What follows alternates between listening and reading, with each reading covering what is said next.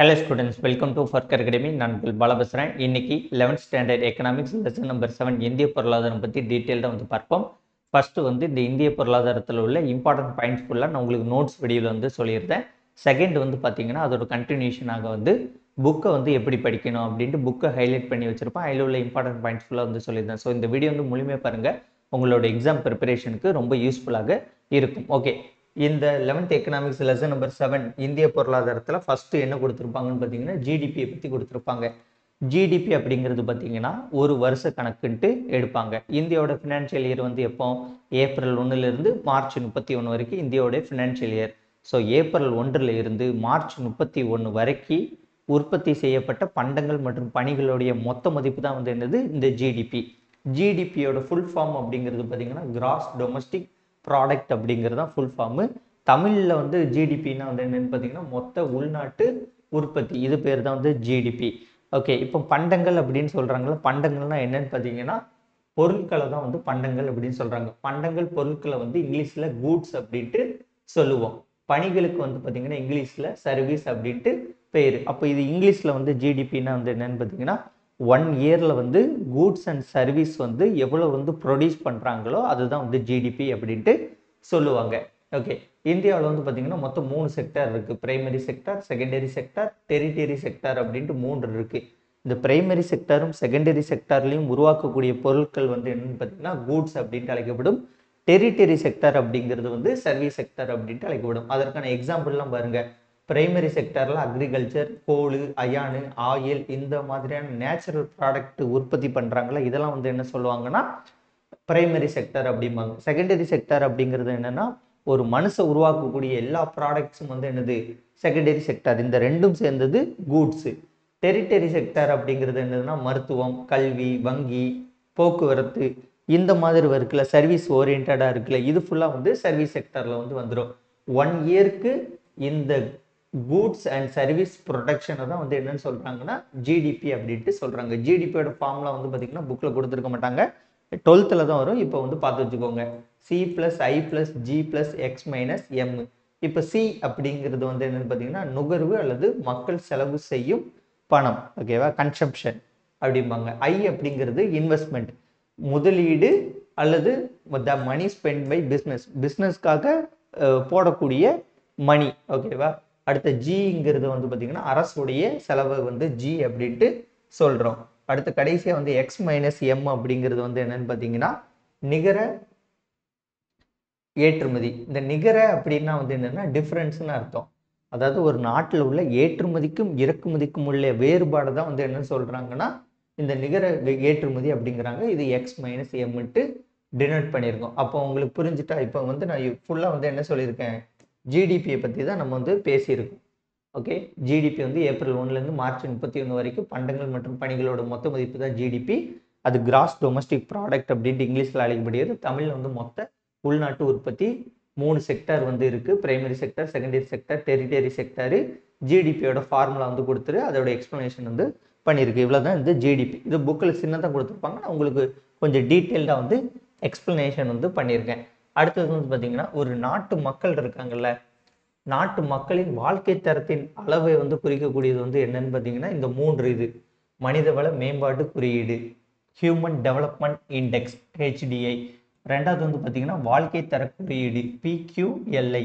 மூன்றாவது பார்த்தீங்கன்னா மொத்த நாட்டு மகிழ்ச்சி குறியீடு GNHI. இந்த 3ஐயும் வச்சு தான் வந்து பார்த்தீங்கன்னா நாட்டு மக்களின் வாழ்க்கை தரத்தின் அளவீடுகள் வந்து கணக்கிடப்படுகிறது. இது எப்படி கேட்பாங்கன்னு கேள்வியாக பார்த்தீங்கன்னா நாட்டு மக்களின் வாழ்க்கை தரத்தின் அளவீடுகளில் பொருந்தாதது எதுன்னு கேட்பாங்க. இந்த 3 கொடுத்துட்டு வேற ஏதாட்டும் ஒன்று கொடுப்பாங்க.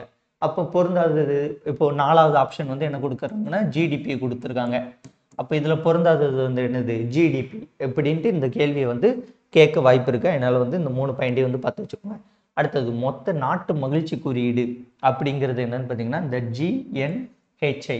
இதுக்கு ஃபுல் ஃபார்ம் என்னதுன்னா கிராஸ் நேஷனல் ஹாப்பினஸ் இண்டெக்ஸ், ஓகேவா. இது வந்து இந்த சொற்சொடர் வந்து இந்த மொத்த நாட்டு மகிழ்ச்சி குறியீடு அப்படிங்கிற சொற்சொடர் 1972 பூடானில் வந்து பார்த்தீங்கன்னா 4வது மன்னன் யார், ஜிம்கே சிங்கே வாங்சுங் அப்படிங்கிறவர் தான் தோற்றுவிக்கப்பட்டது தான் வந்து இந்த ஹாப்பினஸ் இண்டெக்ஸ். இதில் வந்து பார்த்தீங்கன்னா 4 இதை வச்சு தான் இந்த ஹாப்பினஸ் இண்டெக்ஸ் வந்து கொடுக்குறாங்க. என்னென்னு பார்த்தீங்கன்னா நிலைத்த முன்னேற்றம், கன்சிஸ்டன்சியாக வந்து வளருதாங்களா அப்படின்ட்டு பார்க்குறாங்க. அதுக்கப்புறம் வந்து சுற்றுச்சூழல் பாதுகாப்பு, என்விரான்மெண்டல் வந்து எப்படி பாதுகாப்பாக வச்சுருக்காங்க அப்படிங்கிறத பொறுத்து கொடுக்குறாங்க. அடுத்தது கலாச்சார மேம்பாடு, ஓகேவா? அதற்கு பிறகு அவங்களோட கலாச்சாரம் வந்து எப்படி போற்றி அப்படியே வச்சிருக்கிறாங்க அப்படின்னு பார்க்கக்கூடிய. 4வது வந்து சிறந்த அட்மினிஸ்ட்ரேஷன், நிர்வாகத்தை வச்சு இந்த 4ஐயும் வச்சு தான் என்னது மொத்த நாட்டு மகிழ்ச்சி குறியீடு அப்படின்ட்டு இது வந்து எல்லா நாட்டுக்கும் கொடுப்பாங்க. இந்தியாவில் கொஞ்சம் லாஸ்ட்டில் வந்து இருக்கும். ஆனால் அதில் இந்தியா எத்தனாவது இடம் இருக்காங்கலாம் கேட்க மாட்டாங்க. அப்படி கேட்டால் அது கரண்ட் அவர்ஸ். இப்போதைக்கு வந்து இந்த பாயிண்ட்ஸ் மட்டும் படிச்சுக்கிட்டால் போதுமானது. அடுத்து வந்து பார்த்தீங்கன்னா எஃப்டிஐ, ஓகேவா? எஃப்டிஐன்னு ஒரு வார்த்தை இருக்கும், எஃப்ஐஐன்னு ஒரு வார்த்தை. இப்போ எஃப்டிஐ அப்படிங்கிறது என்னென்னா ஃபாரின் டைரக்ட் இன்வெஸ்ட்மெண்ட்டை தான் வந்து என்னது எஃப்டிஐ அப்படின்னு சொல்கிறோம், அந்நிய நேரடி முதலீடு. இப்போ இதை ஒரு உதாரணம் சொன்னால் உங்களுக்கு தெரியும். இப்போ ரிலையன்ஸ் ஜியோ இருக்கா, அந்த ரிலையன்ஸ் ஜியோ வந்து இந்தியாவுடைய கம்பெனி. கூகுள்ங்கிறது அமெரிக்காவோட கம்பெனி. அமெரிக்கா கம்பெனி கூகுள் வந்து ரிலையன்ஸ் ஜியோவில் வந்து இன்வெஸ்ட்மெண்ட் பண்ணுறதில்ல. இதற்கு பேர் தான் வந்து என்னென்னா எஃப்டிஐ, ஃபாரின் டைரக்ட் இன்வெஸ்ட்மெண்ட். அதான் இந்த எக்ஸாம்பிள் பார்த்தீங்களா, கூகுள் வந்து இன்வெஸ்ட்மெண்ட் இன் ரிலையன்ஸ் ஜியோ. ஏன்னா ரிலையன்ஸ் ஜியோ வந்து இந்தியா கம்பெனி, இது அமெரிக்கா கம்பெனி. அமெரிக்காவிலிருந்து இந்தியாவில் உள்ள கம்பெனியில் முதலீடு பண்ணுறாங்கல்ல, இந்த மாதிரி முதலீடு பண்ணக்கூடியது வந்து என்னன்னு பார்த்தீங்கன்னா எஃப்டிஐ அப்படிம்பாங்க. இப்போ எஃப்ஐஐ, ஓகே, எஃப்ஐஐ ஷேர் மார்க்கெட்டில் பார்க்குறவங்களுக்குலாம் தெரியும். எஃப்ஐஐ டிஐஐன்ட்டு 2 வேறு உண்டு, ஓகேவா? எஃப்ஐஐ அப்படிங்கிறது ஃபாரின் இன்ஸ்டிடியூஷனல் இன்வெஸ்டர், அதாவது அந்நிய நிறுவன முதலீட்டாளர். நீங்கள் கூகுளுக்கு போயிட்டு எஃப்ஐஐ அண்ட் டிஐஐ இந்த இருக்கா, எஃப்ஐஐ டிஐஐ டேட்டான்னு அடிங்க, இது உங்களுக்கு டேட்டா வரும். இவங்களை பொறுத்த வரைக்கும் ஷேர் மார்க்கெட்டில் வந்து பார்த்தீங்கன்னா வாங்கி விற்பாங்க. இப்போ எஃப்ஐஐ வந்து ஒரு நாளைக்கு 10,000 கோடிக்கு வாங்கி 15,000 கோடிக்கு விற்பாங்க. அப்போ அவங்களுக்கு 5,000 கோடி வந்து லாபமாக வந்து கிடைக்கும். டிஐஐ வந்து பார்த்தீங்கன்னா அவங்களும் வாங்கிக்கிட்டு இருப்பாங்க. எஃப்ஐஐ வந்து ஃபாரின் ஆட்கள், டிஐஐ வந்து இந்தியாவில் உள்ள மியூச்சுவல் ஃபண்ட்ஸ் இருக்காங்களா, உள்நாட்டு நிறுவன முதலீட்டாளர்கள், மியூச்சுவல் ஃபண்ட்ஸில் உள்ளவங்க தான் வந்து என்னது டிஐஐ அப்படின்ட்டு அழைப்பாங்க. இதெல்லாம் வந்து சின்னதாக கொடுத்துருப்பாங்க. உங்களுக்கு நல்லா புரியணுமா அப்படிங்கிறதுக்காண்டி நான் இப்படி உங்களுக்கு டீட்டெயிலாக வந்து எழுதி சொல்லிக் கொடுத்தேன், ஓகேவா?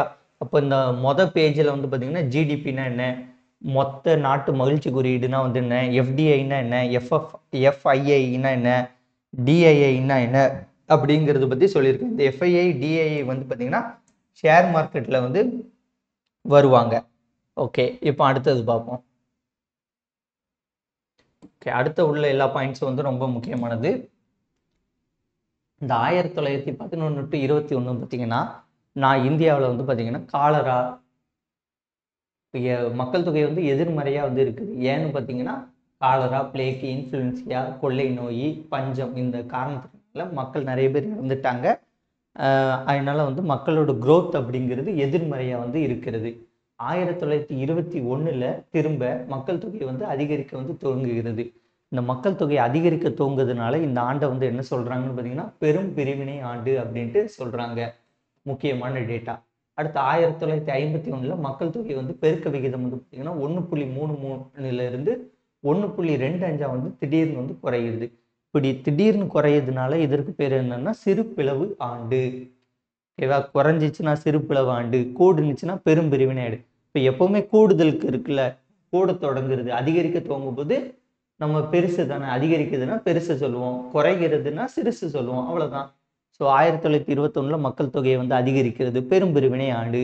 1951 30 வருஷம் கழிச்சு வந்து பார்த்தீங்கன்னா மக்கள் தொகை வந்து குறைகிறது. அப்போ குறைகிறதுனா சிறு பிளவு ஆண்டு. 1961 1.96 2% வந்து மக்கள் தொகை வந்து அதிகரிக்கிறது. இதை வந்து என்ன சொல்லுவாங்கன்னா மக்கள் தொகை வெடிப்பு ஆண்டு அப்படின்ட்டு சொல்லுவாங்க. 2001 மக்கள் தொகை வந்து 100 கோடியை வந்து டச் பண்ணிட்டு, அதனால இதை வந்து 1 பில்லியன் ஆண்டு அப்படின்ட்டு சொல்லுவாங்க. அடுத்த 2011 மக்கள் தொகை கணக்கெடுப்புல வந்து பார்த்தீங்கன்னா இளைஞர்களோட எண்ணிக்கை வந்து ரொம்ப அதிகமாக வந்து இருந்துச்சு. அதனால அந்த ஆண்டை வந்து என்ன சொல்றாங்கன்னா மக்கள் தொகை மாறுதலுக்கு உட்பட்ட மாறுதலை வந்து குறிக்கக்கூடிய ஆண்டு, ஓகேவா? ஏன்னா இளைஞர்களோட அளவு வந்து அதிகரிக்குது. இப்போ இந்த 2011 ஆண்டை மக்கள் தொகை மாறுதல் ஆண்டுன்னு சொல்லுவாங்க. 2001 ஆண்டை வந்து பில்லியன், ஓகேவா, 1 பில்லியன் ஆண்டு அப்படின்ட்டு சொல்லலாம், ஓகேவா? கேள்வி கேட்குறாங்க, 1 பில்லியனை தொட்ட ஆண்டு எப்போம்னா 2001. 2011 பார்த்தீங்கன்னா இளைஞர்களுடைய எண்ணிக்கை அதிகமாக இருக்கிறாங்க அப்படின்ட்டு நீங்கள் வந்து போட்டுருங்க. அடுத்தது இந்த பிறப்பு மற்றும் இறப்பு விகிதத்தை பற்றி கொடுத்துருப்பாங்க. ஓகே, இப்போ 1000 பேருக்கு பிறக்கக்கூடிய குழந்தைகளின் எண்ணிக்கை வந்து பிறப்பு விகிதம், 1000 பேருக்கு இறக்கக்கூடிய குழந்தைகளின் எண்ணிக்கை இறப்பு விகிதம். அவ்வளோதான். 1000 அப்படிங்கிறது தான் கவுண்ட். 1000 பேருக்கு பிறக்கும் குழந்தைகளுடைய விகிதம் வந்து பிறப்பு விகிதம், இறக்கக்கூடியது வந்து இறப்பு விகிதம். ஓகேவா? அந்த குழந்தைகளுடைய எண்ணிக்கையை வந்து குறிக்கும். 1000 பேருக்கு பிறக்கக்கூடிய குழந்தைகளின் எண்ணிக்கை வந்து பிறப்பு விகிதம். 1000 பேருக்கு குழந்தை பிறந்து இறக்கும்ல, அது வந்து இறப்பு விகிதம் அப்படின்ட்டு அழைக்கப்படுது. அடுத்து மக்கள் தொகை அடர்த்தி அப்படிங்கிறது வந்து என்னன்னு பார்த்தீங்கன்னா, 1 சதுர கிலோமீட்டர். ஓகேவா? இப்போ இதான் 1 சதுர கிலோமீட்டர்னு வச்சுக்கோங்களேன். இப்போ 1 சதுர கிலோமீட்டர்ல வந்து வசிக்கும் மக்களோட எண்ணிக்கை தான் வந்து என்னதுன்னா மக்கள் தொகை அடர்த்தி. ஓகேவா? 1 சதுர கிலோமீட்டர் பரப்பளவில் வந்து வசிக்கக்கூடிய மக்களின் எண்ணிக்கை தான் மக்கள் தொகை அடர்த்தி. ஓகே, அடுத்து வந்து இப்போ எந்தெந்த மாநிலத்தில் எவ்வளவு வளர்ச்சி இருக்குங்கிறது மாதிரி கொடுத்துருப்பாங்க, பார்ப்போம்.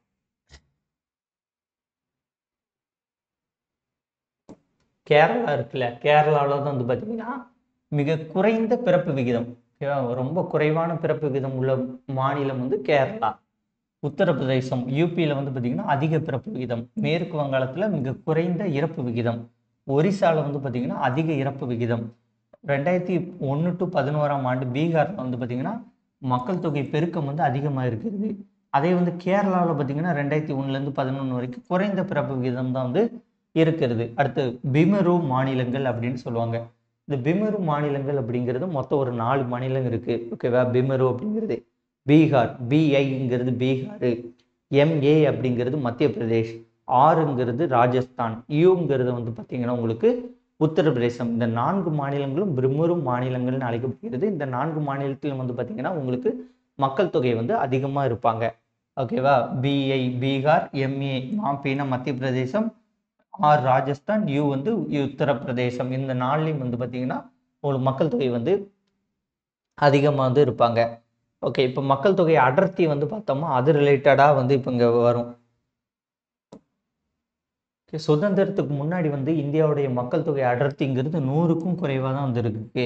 1951 117 ஆகவும், 2001 325 ஆகவும், 2011 382 ஆகவும் இருக்கு. இந்த புக்குள்ள உள்ள டேட்டா ஃபுல்லாகவுமே இந்த 2011 மக்கள் தொகை கணக்கெடுப்போடு தான் இருக்கும். அதற்கு பிறகு வந்து ஒன்றும் கணக்கெடுப்பு நடக்கலை. நடந்துச்சுன்னா அடுத்த அப்கிரேட் வந்து வேறு மாதிரி வந்து இருக்கும். இது ஃபுல்லாகவே வந்து ஓல்டு டேட்டா தான். நீங்கள் புக்கில் படிக்கக்கூடிய எல்லா டேட்டாவுமே ஓல்டு டேட்டா. ஆனால் எக்ஸாம் பாயிண்ட் ஆஃப் வியூவில் இதில் இருந்து அப்படியே தான் கேட்பாங்க. இதை அப்டேட் பண்ணிலாம் நம்ம படிக்க வேண்டாம். இல்லை என்ன டேட்டா இருக்கோ அதை படிச்சுக்கிட்டால் வந்து போதுமானது. ஓகே, இப்போ பீகாரில் வந்து பார்த்தீங்கன்னா இந்த மக்கள் தொகை அடர்த்திங்கிறது 1102 இருக்குது. இதுதான் வந்து அதிகமானது. அடுத்தது மேற்கு வங்காளத்தில் பார்த்தீங்கன்னா 880 இருக்குது. இது 2வது. இது அருணாச்சலம் பிரதேசத்தில் தான் இருக்கிறதுலே மக்கள் தொகை அடர்த்தி வந்து ரொம்ப குறைவு. எவ்வளவு இருக்குன்னு பார்த்தீங்கன்னா 17. அடுத்த பாலின விகிதம் அப்படிங்கிறது பார்த்தீங்கன்னா 1000 ஆண்களுக்கு எத்தனை பெண்கள், அதுதான் வந்து என்னதுன்னா பாலின விகிதம். இப்போ 1000 ஆண்களுக்கு உள்ள பெண்களோட விகிதம் தான் பாலின விகிதம். இப்போ 1951 பார்த்தீங்கன்னா 1000 ஆண்களுக்கு 946 பெண்கள் வந்து இருக்கிறாங்க. 2001 1000 ஆண்களுக்கு 933 பெண்கள் இருக்கிறாங்க.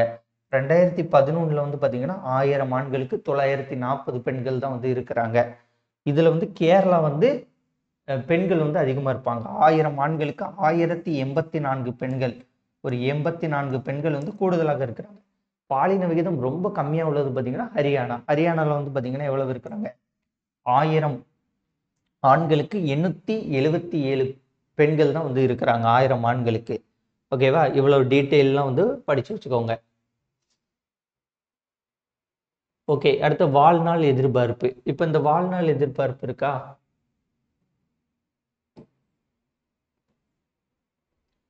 இப்போ 1901 வந்து வாழ்நாள் எதிர்பார்ப்பு, 1901 11 வரைக்கும் வாழ்நாள் எதிர்பார்ப்பு வந்து 23 வருஷம் தான் வந்து இருந்திருக்கு. அதற்கு பிறகு வந்து பார்த்தீங்கன்னா இப்போ 2011 வந்து வாழ்நாள் எதிர்பார்ப்பு 63.5. அதாவது 1901 11 வரைக்கும் 23 வருஷம் தான் ஒருத்தரோட வாழ்நாளாம். அதுக்கப்புறம் அவர் இறந்துடுவாராம். அவருடைய வாழ்நாள் எதிர்பார்ப்பு 23 வருஷம் தான், 23 தான். இப்போ 2011 பார்த்தீங்கன்னா 63 இருக்கு. இப்போ 2022 மேபி கூடியிருக்கலாம். அது வந்து கணக்கெடுப்பு எடுத்தால் தான் வந்து தெரியும். அடுத்து எழுத்தறிவு விகிதம்ங்கிறது 1951 ஆண்களுக்கு வந்து 4ல் 1 ஆண்கள் வந்து படிச்சிருக்காங்க 1951. பெண்கள் அப்படிங்கும்போது 12ல் 1 பெண் வந்து 1951 வந்து படிச்சிருக்காங்க. சராசரி வந்து பார்த்தீங்கன்னா 6ல் 1 ஆளு, ஆணும் பெண்ணுக்கும் சராசரி எடுக்கும்போது 6ல் 1 ஆள் தான் வந்து படிச்சிருக்காங்க. அதே வந்து 2011 எடுக்கும்போது ஆண்கள் வந்து 82% படிச்சிருக்காங்க. பெண்கள் வந்து பார்த்தீங்கன்னா 65.5% வந்து படிச்சிருக்காங்க. இது ஒட்டுமொத்த ஆவரேஜ் அப்படிங்கிறது பார்க்கிறது வந்து பார்த்தீங்கன்னா 74.04% வந்து ஆவரேஜா வந்து 2011 வந்து படிச்சிருக்காங்க. கேரளா தான் வந்து அதிக எழுத்தறிவு விகிதம் கொண்டது. 92% வந்து வச்சிருக்காங்க. குறைவான எழுத்தறிவு விகிதம் பார்த்தீங்கன்னா பீகார்ல தான் இருக்கு. பீகார் தான் வந்து என்னது குறைவான எழுத்தறிவு விகிதம் வந்து கொண்டது. கோவா வந்து 82, ஹிமாச்சலம் பிரதேசம் 76ன்ட்டு அடுத்தடுத்து வந்து இருக்குது. ஓகே, அடுத்தது வந்து பார்த்தீங்கன்னா கல்வி. இந்த கேள்விலாம் வந்து நிறைய டைம் கேட்டிருக்காங்க இந்த பாயிண்ட்ஸ் எல்லாம். மனிதவள மேம்பாட்டுத்துறை அமைச்சகம் இருக்குல்ல, இதனால வந்து உருவாக்கப்பட்டது தான். சரி, மனிதவள மேம்பாட்டுத்துறை அமைச்சகத்துக்கு கீழே தான் வந்து நம்ம நாட்டுடைய கல்வி கொள்கை மற்றும் திட்டங்கள்லாம் வந்து வகுத்து நடைமுறைப்படுத்தப்படுகிறது. இது கேட்பாங்க. எந்த அமைச்சகத்தின் மூலமாக கல்வி கொள்கை மற்றும் திட்டங்கள் வகுத்து நடைமுறைப்படுத்தப்படுகிறது இந்தியாவில்னு பார்த்தீங்கன்னா மனிதவள மேம்பாட்டுத்துறை அமைச்சகம். 1976 வரைக்கும் கல்வி வந்து பார்த்தீங்கன்னா மாநில பட்டியலில் தான் வந்துருந்துச்சு. அதற்கு பிறகு தான் வந்து பார்த்தீங்கன்னா பொதுப்பட்டியலுக்கு மாறிட்டு. ஓகே, அந்த பொதுப்பட்டியலில் மாறின காரணத்தினால இப்போதைக்கு கல்வி வந்து மத்திய மற்றும் மாநில அரசுடைய கண்ட்ரோல்ல இருக்கு. அதனால தான் இந்த மனிதவள மேம்பாட்டுத்துறை அமைச்சகம் இருக்குல்ல, இதுதான் வந்து கல்விக்கான நிதியை வந்து ஒதுக்குகிறது. இப்போ பொதுப்பட்டியலில் கல்வி இருக்கிறதுனால என்ன ஆகும்? இது பாலிட்டியில் படிக்கக்கூடிய டாபிக் தான். நான் உங்களுக்கு ஷார்ட்டாக சொல்லிடுறேன். இப்போ 1976 வரைக்கும் கல்வி வந்து மாநில பட்டியலில் இருந்துச்சா, அப்போ கல்வியில் உள்ள எல்லா டிசிஷனையும் வந்து மாநிலமே வந்து எடுத்துக்கலாம். இப்போ பொதுப்பட்டியலில் இருக்கிறதுனால என்ன ஆகும் அப்படின்னு பார்த்தீங்கன்னா, மத்திய அரசும் சட்டம் இயற்றலாம், மாநில அரசும் சட்டம் இயற்றலாம். ஆனால் 2 பேரும் சட்டம் இயற்றும் போது ஏதாட்டும் முரண்பாடு வந்துச்சுன்னா மத்திய அரசு இயற்றக்கூடிய சட்டம் தான் செல்லும். இப்போ உதாரணத்துக்கு நீட்டுன்னு எடுத்துக்கோங்களேன். இது பிரச்சனைக்குன்னு கிடையாது, ஒரு எக்ஸாம்பிளுக்கு சொல்கிறேன். இப்போ நீட் எடுத்துக்கோங்க. இப்போ நீட்டு வந்து கல்வி வந்து மாநில பட்டியலில் இருந்துச்சுன்னா நீட் வேண்டாம்னு நம்ம நினச்சோம்னா வேண்டான்னு கேன்சல் பண்ணிடலாம். இப்போ கல்விங்கிறது பொதுப்பட்டியலில் இருக்கிறதுனால தான் இப்போ நீட் மாநில அரசு வேண்டாம்னு நினச்சாலும் மத்திய அரசு வேணும்னு நினைக்கிறதுனால அவங்க இயற்றக்கூடிய சட்டம் ஃபைனலைஸ் ஆகுறதுனால தான் நீட் வந்து இன்னும் ரத்து செய்யப்படாமல் இருக்குது. அது மத்திய அரசு நினச்சா தான் ரத்து செய்யப்படும். ஓகே, மனிதவள மேம்பாட்டுத்துறை அமைச்சகம் இது முக்கியமானது. அதுக்கப்புறம் வந்து 1976 வரைக்கும் மாநில பட்டியல் இருந்துச்சு. இப்போ பொதுப்பட்டியலுக்கு வந்து மாற்றிட்டு மத்திய அரசும் மாநில அரசும் தான் வந்து இது இருக்குது. 2 பேரும் வந்து சட்டம் இயற்றலாம். ஆனால் மத்திய அரசு இயற்றக்கூடிய சட்டம் தான் வந்து ஏதாட்டும் முரண்பாடு வந்தால் இதாகும், அமலுக்கு வரும். அடுத்து இந்திய கல்வி நிலைகள் வந்து பார்த்தீங்கன்னா 6 நிலைகளை கொண்டது. அது வந்து என்னன்னு பார்த்தீங்கன்னா, ஃபர்ஸ்ட்டு குழந்தைகள் கல்விங்கிறது மாதிரி வரும். அடுத்தது வந்து பார்த்தீங்கன்னா தொடக்க கல்வி, அடுத்து இடைநிலை கல்வி, மேல்நிலை கல்வி, இளங்கலை கல்வி, முதுகலை கல்வி. ஓகே, யூஜி, பிஜி இந்த மாதிரி வரும். இது வந்து புக்கில் வந்து நல்லா போட்டிருப்பாங்க. அதை நம்ம புக்கில் பார்த்துருக்கோம். ஒரு 6 ஸ்டெப் உண்டு. இதை கேள்வியாக கேட்டிருக்காங்க. எத்தனை நிலைகளை கொண்டது கேள்வியாக கேட்டிருக்காங்க. எந்த அமைச்சகம்லாம் கேள்வியாக வந்து கேட்டிருக்காங்க. அதனால இதெல்லாம் நல்லா வந்து பார்த்துக்கோங்க. அடுத்தது வந்து பார்த்தீங்கன்னா கல்விக்கு வந்து வருஷம் வந்து பார்த்தீங்கன்னா 3% வந்து பட்ஜெட்டில் வந்து ஒதுக்குறாங்க. அப்படி ஒதுக்கியும் வந்து பார்த்தீங்கன்னா கல்விக்கு வந்து போதுமான நிதி வந்து வழங்காத மாதிரி தான் தெரிகிறது நமக்கு. ஏன்னா அந்த அளவுக்கு நம்ம நாட்டில் வந்து மக்கள் தொகை வந்து அதிகம். அதனால உடல் நலம் வந்து பார்த்தீங்கன்னா மாநில அரசோட பொறுப்பில் இருக்குது. மத்திய அரசுலேயும் வந்து இது பண்ணுவாங்க. ஆனால் மாநில அரசு பொறுப்பில் தான் வந்து உடல் நலம் வந்து இருக்குது. கல்வி எப்படி பொதுப்பட்டியலில் இருக்கோ அதே மாதிரி உடல் நலம்ங்கிறது மாநில அரசோட பொறுப்பில் இருக்குது. ஓகே, அடுத்து திருவள்ளுவர் வந்துட்டாரு. திருவள்ளுவர் வந்து நிறைய சொல்லியிருப்பாரு. அதில் முக்கியமான விஷயங்கள் பற்றி பார்ப்போம். திருவள்ளுவர் சொல்லுவார், மழைதான் வந்து பார்த்தீங்கன்னா பொருளாதாரத்தின் அடிப்படை. ஏன் அப்படி சொல்கிறேன்னா, மழை பெஞ்சாதான் விவசாயம் நடக்கும். விவசாயம் நடந்தால் தான் உணவுகள், காய்கறி, பழங்கள் எல்லாம் வரும். காய்கறி பழங்களை எக்ஸ்போர்ட் பண்ணணும், அதை சாப்பிட்டா தான் மனுஷன் வாழ முடியும். அதனால எல்லா உயிரினங்கள் அனைத்தும் வாழ்வதற்கு முதன்மையானது வந்து என்னது? மழை தான். மழை பெய்யலைன்னா ஒன்றும் பண்ண முடியாது. அதனால மழைதான் வந்து பொருளாதாரத்தின் அடிப்படை அப்படின்ட்டு சொல்லியிருக்காரு. அடுத்தது உழவு தொழில் தான் வந்து நம்பர் 1 தொழில். மற்ற தொழிலெலாம் வந்து பார்த்தீங்கன்னா அடுத்தது தான். உழவு தொழில் தான் வந்து நம்பர் 1. ஏன்னா மழை தான் ரொம்ப முக்கியம் அப்படின்ட்டாரு. மழை இல்லாமல் எதுவும் கிடையாதுன்ட்டாரு.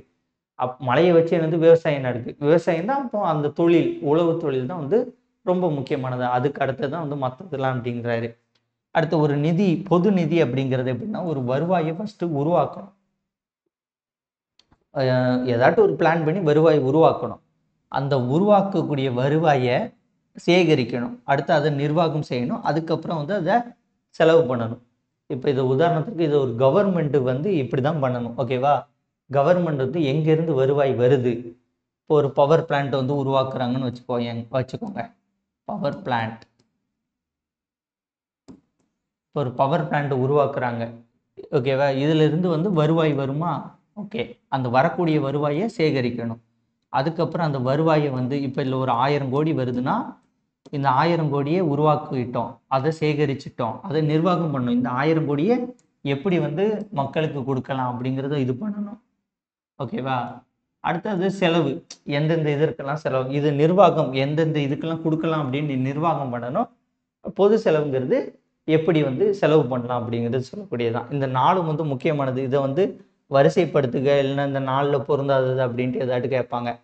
அடுத்து இந்த பொது செலவுல இருந்து அடுத்த ஒரு பாயிண்ட் வந்து எடுக்கிறாங்க. 4 கொடுத்துருக்காங்க. பொது செலவுல இருந்து ஒரு பாயிண்ட் எடுக்கிறாங்க.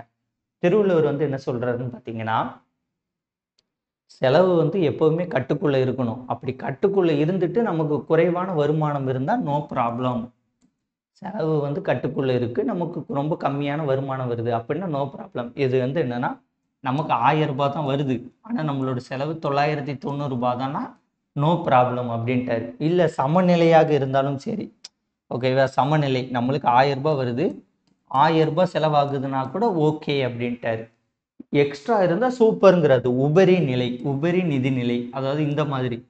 ஓகேவா? 1000 ரூபாய் 900 ரூபாய் தான் ஆகுதுன்னா, ஒரு 100 ரூபாய் இருக்குதுன்னா, எக்ஸ்ட்ரா உபரி இருக்கு நம்மட்ட. அப்போ 100 ரூபாய் மிச்சம் இருக்குன்னா சூப்பர் அப்படிங்கிறாரு.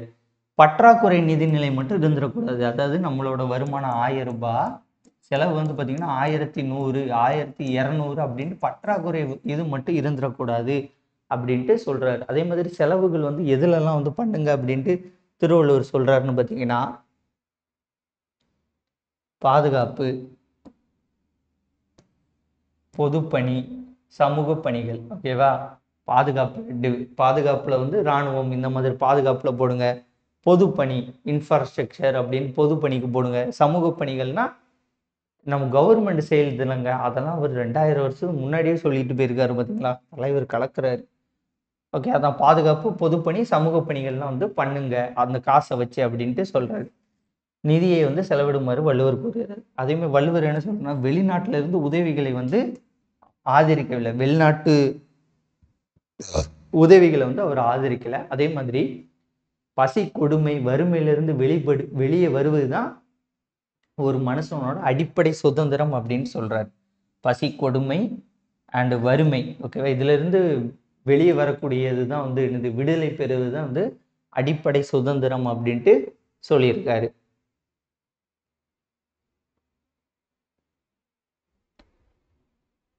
ஓகே, அடுத்தது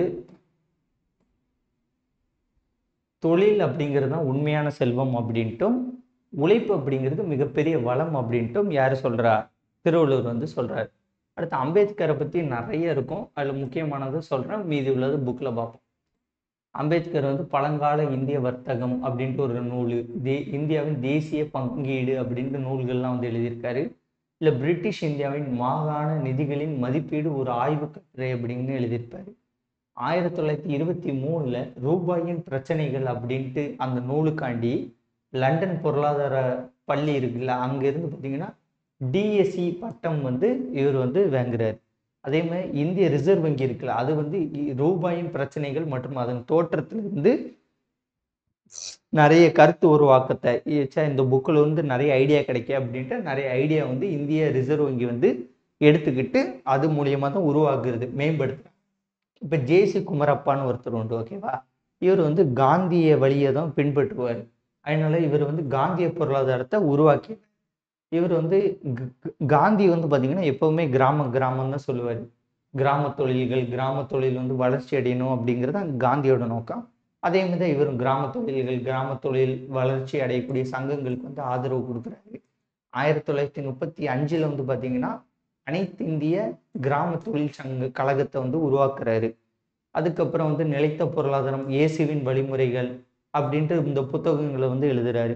ராமச்சந்திர குஹா அப்படிங்கிறவரு குமரப்பா வந்து பச்சை காந்தி அப்படின்ட்டு அழைக்கிறார். ஓகேவா? இவ்வளோ பாயிண்ட்ஸ் தான் வந்து என்னது இதில் உள்ள முக்கியமான பாயிண்ட்ஸ். ஓகே, இப்போ வந்து இதில் என்னென்னலாம் நம்ம படித்தோம் அப்படிங்கிறத ஒரு டைம் லைட்டாக ஸ்மாலாக பார்த்தோமா, பார்த்துட்டு புக்குக்கு வந்து போவோம். ஓகே, ஃபஸ்ட்டு வந்து நம்ம என்ன பார்த்தோம், ஜிடிபியை பற்றி பார்த்தோம். ஓகேவா? ஜிடிபினா என்ன அப்படின்ட்டு அதை பற்றி பார்த்தோம். அடுத்தது இந்த வாழ்க்கை தர அளவீடுகளை வந்து எப்படி சொல்கிறாங்க, human development index, PQLI and GNHI அப்படின்ட்டு இந்த இதை வச்சு நமக்கு அந்த வாழ்க்கை தர குறியீடை வந்து சொல்கிறாங்க. இதில் வந்து இந்த ஜிஎன்ஹெச்ஐ வந்து பார்த்தீங்கன்னா இதை பற்றி பார்த்தோம். இது வந்து எனது பூடான் 4ஆம் மன்னர் அது வருது அப்படின்ட்டு பார்த்தோம். அதற்கு பிறகு ஓகேவா, இதற்கு பிறகு வந்து பார்த்தீங்கன்னா நம்ம இதை பார்த்தோமா, இது இந்த மக்கள் தொகையை பற்றி பார்க்க ஆரம்பிச்சிட்டோம். ஓகேவா, 1901 சார் ஒரு நிமிஷம், மக்கள் தொகையை பற்றி பார்த்தோமா, இல்லை இந்த இது மட்டும் பார்த்துறோம். எனது பெரும்பிரிவினை ஆண்டு, சிறு பிளவு ஆண்டு, அடுத்தது மக்கள் தொகை வெடிப்பு ஆண்டு, அடுத்து இந்த 1 மில்லியன், 1 பில்லியன் ஆண்டு. ஓகேவா, அதற்கப்புறம் வந்து இந்த மக்கள் தொகை மாறுதல், அடுத்தது மக்கள் தொகை அடர்த்தி வந்து பார்த்தோம். அடுத்தது எந்த மாநிலத்தில் அதிக பிறப்பு இறப்பு அப்படிங்கிறத பற்றி பார்த்தோம். அடுத்தது வந்து என்னது எழுத்தறி விகிதத்தை பற்றி பார்த்தோம். வாழ்நாள் எதிர்பார்ப்பு பற்றி பார்த்தோம். ஓகேவா, இந்த மாதிரி. அடுத்தது இந்த கல்வியை பற்றி பார்த்தோம். திருவள்ளுவர் பற்றி பார்த்தோம்.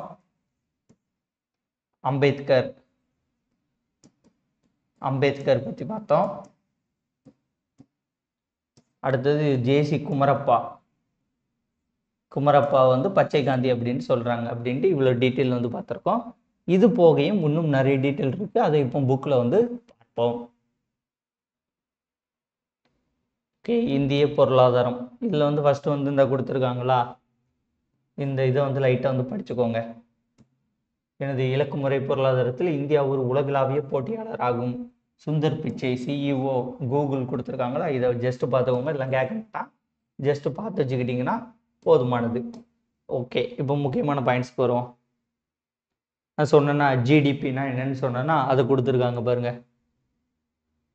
ஜிடிபின்னா வந்து என்னன்னு கொடுத்துருப்பாங்க. அடுத்து ஒரு நாட்டு மக்களின் வாழ்க்கை தரத்தின் அளவீடுகள் அப்படிங்கிறது ஹெச்டிஐ, பிக்யூஎல்ஐ, ஜிஎன்ஹெச்ஐ பற்றி கொடுத்துருப்பாங்க. அடுத்து அந்த பாக்ஸ் இதை தான் வந்து நான் சொல்லியிருப்பேன். அடுத்தது இதெல்லாம் வந்து நான் சொல்லியிருக்க மாட்டேன், இதெல்லாம் இப்போ பார்ப்போம். இப்போ நாடுகளை வந்து பார்த்திங்கன்னா வளர்ந்த பொருளாதார நாடு, வளர்ச்சி குன்றிய நாடு, வளர்ந்து கொண்டு இருக்கக்கூடிய நாடுகள்னு மூன்றாக வந்து பிரிப்பாங்க. இப்போ வளர்ந்த பொருளாதார நாடுகள் வந்து எதுன்னு பார்த்தீங்கன்னா அமெரிக்க ஐக்கிய நாடுகள், கனடா, இங்கிலாந்து, பிரான்ஸு, ஜப்பான்லாம் வந்து என்னது வளர்ந்த பொருளாதார நாடுகள். ஓகேவா, அடுத்தது இந்த வளர்ந்து கொண்டு இருக்கக்கூடிய அல்லது கம்மியாக இருக்கக்கூடிய நாடுகள் இங்கே பாருங்க, என்னது வளர்ச்சி குன்றிய அல்லது பின்தங்கிய அல்லது மூன்றாம் உலக நாடுகள் வந்து எதுன்னு பார்த்தீங்கன்னா Africa, Bangladesh, Myanmar, Pakistan, Indonesia, இதெல்லாம் வந்து என்னது வளர்ச்சி குன்றிய பின்தங்கிய மூன்றாம் உலக நாடுகள். வளர்ந்து கொண்டு இருக்கக்கூடிய நாடுகளில் வந்து இந்தியா வந்து வந்துடும். ஓகே, அடுத்த இந்திய பொருளாதாரம். இந்த இது வந்து ஒரு பிளர்ராக இருக்குது, ஒரு சில புத்தகத்தில் கரெக்டாக தெரியும், அப்படி தெரியுது புத்தகத்தில் கரெக்டாக வந்து பார்த்து படிச்சுக்கோங்க. இது வந்து என்னென்னு பார்த்தீங்கன்னா இந்த ஜிடிபியை வந்து IMF உடைய 2016 10 நாடுகள் எடுத்திருப்பாங்க. அதில் இந்தியா வந்து இந்த இருக்குன்னு நினைக்கிறேன் 7வது இடத்துல வந்து இந்தியா வந்து இருக்கும். இந்த இதை வந்து பார்த்துக்கோங்க. இதில் வந்து தெளிவில்லை, இந்த புக்லேயும் தெளிவில்லை, உங்கள் புக்கில் தெளிவு இருக்கும், அது வந்து என்னன்ட்டு பார்த்துக்கோங்க. ஓகே, உலகில் வந்து வலிமையாக இருக்கக்கூடிய நாடுகளில் வந்து பார்த்திங்கன்னா இந்தியா வந்து 7வது. ஓகேவா, வலிமையான மற்றும் பெரிய பொருளாதாரங்கள் வரிசையில் இந்தியா 7வது இடத்தை பெறுகிறது. முன்னேறி கொண்டிருக்கும் நாடுகளில் வந்து பார்த்திங்கன்னா இந்தியா 7% பொருளாதார வளர்ச்சியை வந்து பெற்றிருக்குது. அடுத்தது இந்த இருக்க முன்னேறிய நாடுகளின் இயல்புகள், இந்த 12 பாயிண்ட் உண்டு. இந்த 12 பாயிண்ட் வந்து ஜஸ்ட்டு வந்து படித்து வச்சுக்கோங்க. ஏன்னா வந்து இதில் பொருந்தாதது எது, இல்லாதது எது அப்படின்ட்டு கேட்க வாய்ப்பு இருக்குது. அடுத்து இந்திய பொருளாதாரத்தின் இயல்புகள்லாம் ஜஸ்ட் ரைடு தான், இல்லை முக்கியமானது மட்டும் சொல்லுதேன். என்னது, இந்தியா வந்து ஒரு கலப்பு பொருளாதாரம். கலப்பு பொருளாதாரம்னு என்னது, தனியார் துறையும் கவர்மெண்ட்டும் சேர்ந்து ஒர்க் பண்ணக்கூடியது. கவர்மெண்ட்னா பொதுத்துறை, தனியார் துறையும் பொதுத்துறையும் வந்து இணைந்து ஒர்க் பண்ணக்கூடியதான் வந்து என்னது, கலப்பு பொருளாதாரம். அதற்கு பிறகு வந்து பார்த்தீங்கன்னா இந்தியாவில் வந்து பார்த்தீங்கன்னா 60% வந்து என்னது, வேளாண்மை மற்றும் வேளாண்மை சார்ந்த நடவடிக்கையில் தான் வந்து ஈடுபடுறாங்க. அதே மாதிரி இந்த வேளாண்மையில இருந்து தான் இந்தியாவுக்கு வந்து 17% ஜிடிபி வந்து கிடைக்கிறது அப்படின்ட்டு சொல்லியிருப்பாங்க.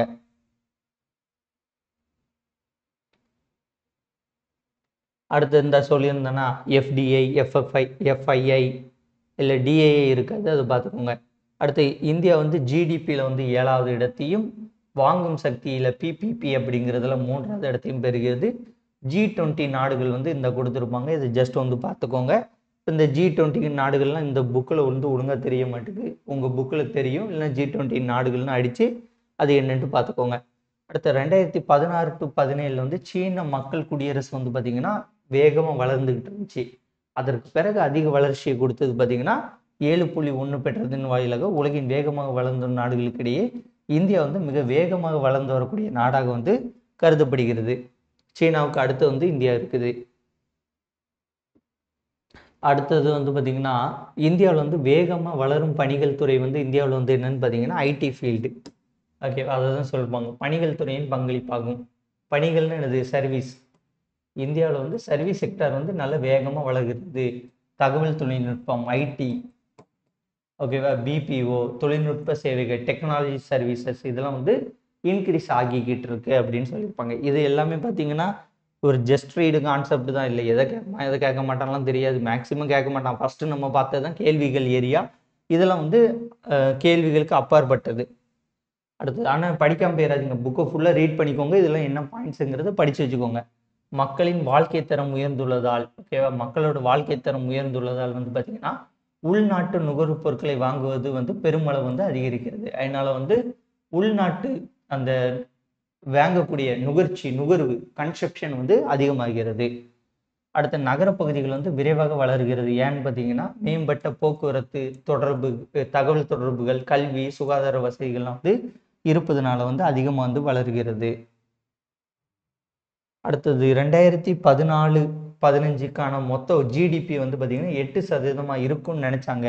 ஆனால் வந்து வந்தது வந்து பார்த்தீங்கன்னா எவ்வளவுன்னா 7.6% இருந்தது. இருந்தாலும் அது ஒரு நல்ல வளர்ச்சி அப்படின்னு சொல்லியிருப்பாங்க. அடுத்தது இந்திய மக்களில் வந்து பார்த்தீங்கன்னா இளைஞர்களோட எண்ணிக்கை வந்து அதிகமாக நிரம்பி உள்ளதுனால பொருளாதார வளர்ச்சி உச்சத்தை வந்து இந்தியா வந்து எட்டி உள்ளது. அடுத்து இந்திய பொருளாதாரத்தின் பலவீனம் வந்து ஃபஸ்ட்டு வந்து இந்தியாவுடைய மக்கள் தொகை. அடுத்து வந்து ஏற்றத்தாழ்வு மற்றும் வறுமை. ஏற்றத்தாழ்வு வறுமைன்னா என்னன்னா இந்தியாவில் வந்து ஒரு 10% இந்தியர்கள்ட்ட உள்ள சொத்து தான் வந்து அதிகரிச்சுட்டே இருக்க தவிர எல்லாருக்கிட்டையும் வந்து சொத்து வந்து அதிகரிப்பது இல்லை. அதே மாதிரி அவங்க கிட்ட சொத்து அதிகரிப்பதனால இந்த அத்தியாவசிய பொருட்களுடைய விலை வந்து அதிகரிக்கிறது. அதனால என்ன ஆகுது, ஒரு நிரந்தர வருமானம் இல்லாத ஏழை வந்து பாதிக்கப்படுறாங்க. அடுத்த உள்கட்டமைப்பு வந்து பலவீனமாக இருக்குது. ஒரு 10, 20, 30 வருஷத்தில் எவ்வளோ இன்க்ரீஸ் ஆயிருந்தாலும் இன்னும் கரண்ட் இல்லாத ஏரியா இருக்குது, பஸ்ஸு போகாத ஏரியா இருக்குது, போக்குவரத்து இல்லாத ஏரியா இருக்குது. நிறைய இந்த மாதிரி இன்ஃப்ராஸ்ட்ரக்சரில் வந்து இன்னுமே வந்து நம்ம டெவலப் ஆகலை அப்படின்ட்டு இருக்காங்க. அடுத்தது வந்து வேலை வாய்ப்பற்ற வளர்ச்சி. இந்தியாவில் வந்து மக்கள் தொகை அதிகரிச்சுட்டே இருக்காங்க, ஆனால் அவ்வளோ மக்களுக்கும் கரெக்டான வேலை கிடைக்குன்னா கிடைக்காது. அதனால வேலை வாய்ப்பற்ற வளர்ச்சி வந்து இந்தியா வந்து அடைகிறது அப்படிங்கிறாங்க. அடுத்தது பழமையான தொழில்நுட்பம், ஓல்டு டெக்னாலஜிஸ் வந்து இந்தியாவில் வந்து இன்னும் விவசாயத்தில் யூஸ் பண்ணிக்கிட்டு இருக்காங்க அப்படின்ட்டு சொல்லப்படுகிறது. அடுத்து இந்தியாவில் மக்கள் தொகை போக்குகள் இருக்கா, இதை பற்றி நம்ம ஃபுல்லாக பார்த்தோம். ஓகே, இந்த அட்டவணையெல்லாம் பார்த்து வச்சுக்கோங்க. ஓகேவா, இந்த அட்டவணையெல்லாம் ஜஸ்ட் பார்த்து வச்சுக்கோங்க. அடுத்தது இந்தியா வந்து மக்கள் தொகையில் சீனாவிற்கு அடுத்த 2ஆம் நிலையில் இருக்கிறது. உலகளோட புவி பரப்பில் 2.4% பரப்பளவு வந்து இந்தியா வந்து வச்சுக்கிறது. வருவாயில் வந்து 1.2% வந்து வருவாயை இந்தியா பெற்றுள்ளது. 17.5% வந்து இந்தியா வந்து உலக மக்கள் தொகையில் தனக்கேனே வச்சுருக்குது. உலக மக்கள் தொகையில் வந்து 6ல் 1 வந்து இந்தியாரா வந்து இருக்கிறாரு. ஓகேவா, இந்த டேட்டாலாம் கொஞ்சம் பார்த்து வச்சுக்கோங்க, இதெல்லாம் வந்து முக்கியம்.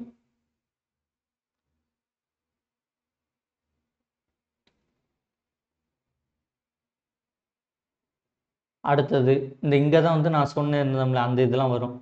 காலரா, பிளேக் இந்த நோய்கள்னால எதிர்மறையாக இருந்துச்சு. பெரும்பிரிவினை ஆண்டு, சிறுபிளவு ஆண்டு, மக்கள் தொகை வெடிப்பு ஆண்டு. அடுத்தது வந்து மக்கள் தொகை மாறுதலை குறிக்கிறது. குழந்தைகளோட பிறப்பு விகிதம் 1000 மக்கள் தொகைக்கு இறப்பவர்களின் எண்ணிக்கையை குறிக்கக்கூடியது வந்து இறப்பு விகிதம். ஓகேவா? இது வந்து குழந்தைகளோட இறப்பு விகிதம் வந்து கிடையாது. ஓகேவா? குழந்தைகளின் பிறப்பு விகிதம்னு கொடுத்துருக்கானுங்க. இங்கே வந்து பார்த்தீங்கன்னா வெறும் இறப்பு விகிதம் தான் கொடுத்துருக்காங்க. இது குழந்தைகள்னு கொடுக்கல. ஸோ இது வந்து பார்த்துக்குவோம். இது குழந்தைகளின் இறப்பு விகிதம் வந்து வேற ஒரு இடத்துல வரும். இல்லை இதில் வரும். எங்கள் இப்போ தமிழ்நாட்டு பொருளாதாரத்தில் வரும். அதோட எண்ணிக்கை வந்து அதிகம்னு நினைக்கிறேன். ஓகேவா? அதனால இது குழந்தைகளோட இது வருது. இது இறப்பவர்களின் எண்ணிக்கைங்கிறத பார்த்து வச்சுக்கோங்க. அடுத்தது இந்த டேட்டா பார்த்து வச்சுக்கோங்க. இந்த இந்த பாக்ஸில் கொடுத்துருக்கிறது தான் இங்கே வந்து எழுதியிருப்பாங்க. ஓகேவா? அடுத்தது கேரளா, உத்தரப்பிரதேசம், மேற்கு வங்காளம், பீகார், கேரளா, பிமரு மாநிலங்கள், மக்கள் தொகை அடர்த்தினா என்ன, இந்த ஃபார்முலாவும் பார்த்து வச்சுக்கோங்க. ஆனால் நான் சொன்ன ஃபார்முலா தான் வந்து கரெக்டு. ஓகேவா? அதாவது ஒரு சதுர கிலோமீட்டர் பரப்பு அளவில் வந்து வசிக்கக்கூடிய மொத்த மக்கள் தொகைகளோட எண்ணிக்கைன்னு தான் வரும். இது வந்து ஃபார்முலா தப்பு தான். ஒருவேளை புக்கில் இருக்குன்ட்டு இப்படியே கேட்கலாம். ஸோ இதையும் வந்து பார்த்து வச்சுக்கோங்க. அடுத்தது நம்ம சொன்னோம்ல 51 எவ்வளவு இருந்துச்சு, அந்த டேட்டாவை தான் கொடுத்துருக்காங்க. அடுத்தது இந்த பாலின விகிதம், அந்த இதுதான் மக்கள் தொகை அடர்த்தி கொடுத்துருப்பாங்க. பாலின விகிதம் 1000 ஆண்களுக்கு உள்ள பெண்களோட எண்ணிக்கை பாலின விகிதம். இது கேரளாவில் வந்து அதிகமாக இருக்குது.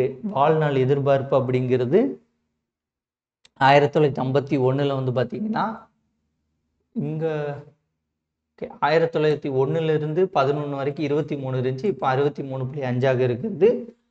1951 வந்து பார்த்தீங்கன்னா ஆவரேஜ் 32, இப்போ ஆவரேஜ் வந்து 63.5. ஆண்களுக்கு 62, பெண்களுக்கு 64. ஓகே, எழுத்தறி விகிதம் நான் சொன்னோம்ல, ஆண்கள் 6, அந்த டீட்டெயில் தான் கொடுத்துருப்பாங்க. ஓகே, இது ஃபுல்லாக நம்ம பார்த்தது தான். அடுத்து இந்த இயற்கை வளங்கள் இருக்கா, இதெல்லாம் நம்ம பார்ப்போம். இயற்கை வளங்களில் வந்து பார்த்தீங்கன்னா புதுப்பிக்கக்கூடிய வளங்கள், புதுப்பிக்க இயலாத வளங்கள்ன்ட்டு 2 வந்து இருக்கு. புதுப்பிக்கக்கூடிய வளங்கள் வந்து என்னது? காடுகள், வனவிலங்குகள், காற்று, கடல் வளங்கள், நீர்மின் சக்தி, உயிரின தொகுதி, காற்றாலை, மின் உற்பத்தி. அதாவது இயற்கையாக இருக்கக்கூடிய எல்லாமே வந்து புதுப்பிக்கக்கூடியவை, இயற்கைக்கு அப்பாற்பட்டது. இப்போ நிலக்கரியெல்லாம் எடுத்துக்கிட்டே இருந்தால் ஒரு டைம் காலி ஆகிரும். அதனால புதுப்பிக்க இயலாதது நிலக்கரி. பெட்ரோலும் அப்படி தான் யூஸ் பண்ணிக்கிட்டே இருக்கும், காலி ஆயிரும். கனிமங்களும் அப்படி தான் யூஸ் பண்ண காலியாயிரும். ஸோ இது வரும். ஸோ இந்த 2க்குமான இது மட்டும் பார்த்து வச்சுக்கோங்க. இயற்கை ரிலேட்டடாக வந்துச்சுன்னா அது புதுப்பிக்கக்கூடியது, நான் இயற்கை வந்துச்சுன்னா அது என்னது? புதுப்பிக்க இயலாதது. மண் வளத்தை பொறுத்த வரைக்கும் வந்து பார்த்தீங்கன்னா இந்திய மொத்த பரப்பில் 32.8 லட்சம் சதுர கிலோமீட்டர் நிலப்பரப்புடன் உலகில் வந்து 7வது இடத்தை வந்து இந்தியா வந்து பெற்றிருக்குது. இந்தியா வந்து உலக நிலப்பரப்பில் 2.42 இருந்தாலும் இந்தியா வந்து நிறைய மக்கள் தொகைகளை கொண்டு இருப்பதனால நமக்கு இடப்பரப்பு வந்து கொஞ்சம் நெரிசலாக தான் வந்து இருக்கிறது. அடுத்து இந்த கேள்வி வந்து கேட்டிருக்காங்கங்க, இதை வந்து பாருங்க. அதிக விவசாய பரப்பில் விவசாயம் செய்பவர்கள் அப்படிங்கிறவங்க எத்தனை ஹெக்டேர் அப்படின்ட்டு பார்த்தீங்கன்னா